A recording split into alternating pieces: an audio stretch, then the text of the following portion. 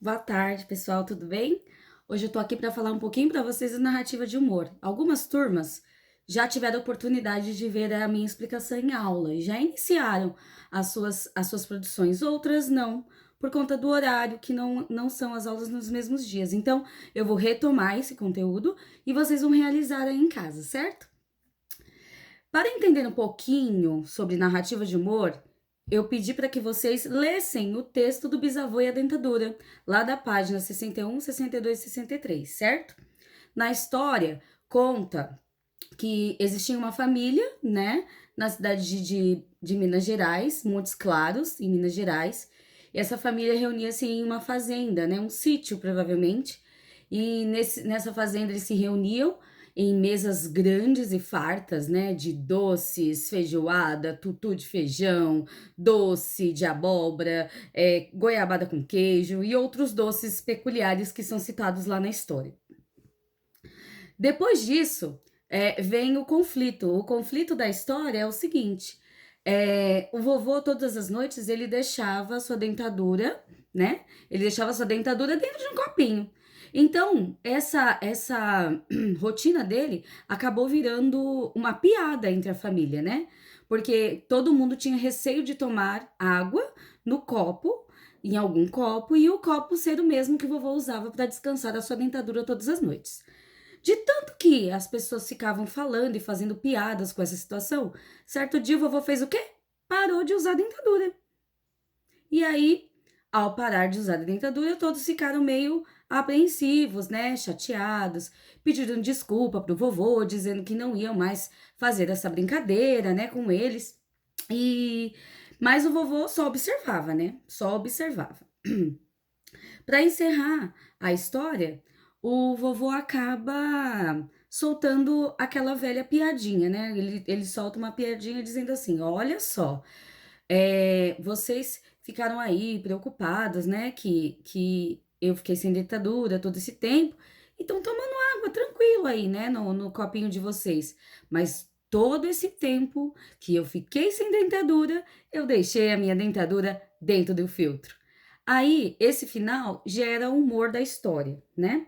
Então, lá na página 71, vocês vão ver o quê? Alguns questionamentos, né? Questionamentos como é, quem conta a história, né? Quem conta a história? A gente pode entrar no campo do primeira pessoa e terceira pessoa, né? Primeira pessoa é quando um personagem que participa da história conta a narrativa. E terceira pessoa é quando é um narrador que não participa, né? E esse narrador sabe de tudo que acontece, certo? No texto em terceira pessoa, pode ter diálogos? Pode sim ter diálogos, tá? Isso é importante frisar. Outra coisa, tem os detalhes, onde se passa a história, quem participa da história, qual o enredo, que é a sequência de fatos, né, da história, e, e o que torna a história engraçada, né? Então, nesse momento, nessas questões, vocês podem até responder na própria apostila ou fazer um bate-papo com quem está aí acompanhando vocês nas atividades, certo? Logo após fazer a leitura, entender um pouquinho desse conceito, vocês vão escolher uma das propostas, né? Nós temos proposta A, B e C, certo? Após escolher uma das propostas, você deverá escrever o seu texto, levando em consideração a ordem, né, que nós temos para se criar um texto. Todo texto narrativo, toda produção, ela tem uma estrutura básica. Qual a estrutura básica? Começo, meio e fim.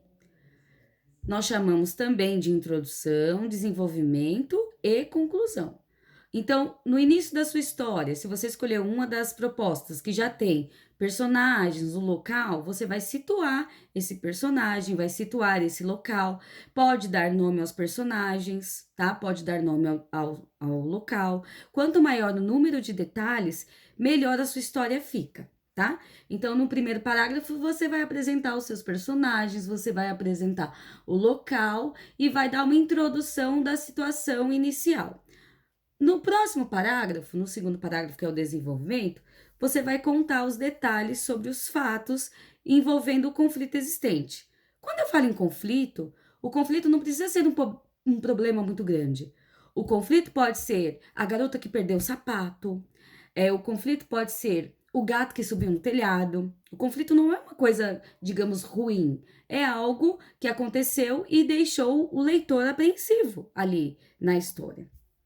E por último, a conclusão, né? Encerrar o seu texto, onde você vai encerrar resolvendo esse problema, se esse problema foi solucionado. Isso é importante, tá? Lembrando que nessa atividade você deve valorizar o humor, mas tem que tomar cuidado com o humor também. Às vezes, o que é humor para você não é humor para o outro. Então, nós temos que respeitar o quê? Temos que respeitar o espaço do outro. Temos que respeitar a integridade física e moral do outro. Então, temos que tomar cuidado também. O que é engraçado para você pode não ser engraçado para mim, ou para o papai, ou para a mamãe, ou para aquele que está acompanhando você nas atividades. E é isso, pessoal. Muito obrigada.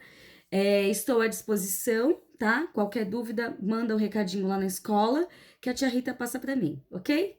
Beijo, saudade de vocês.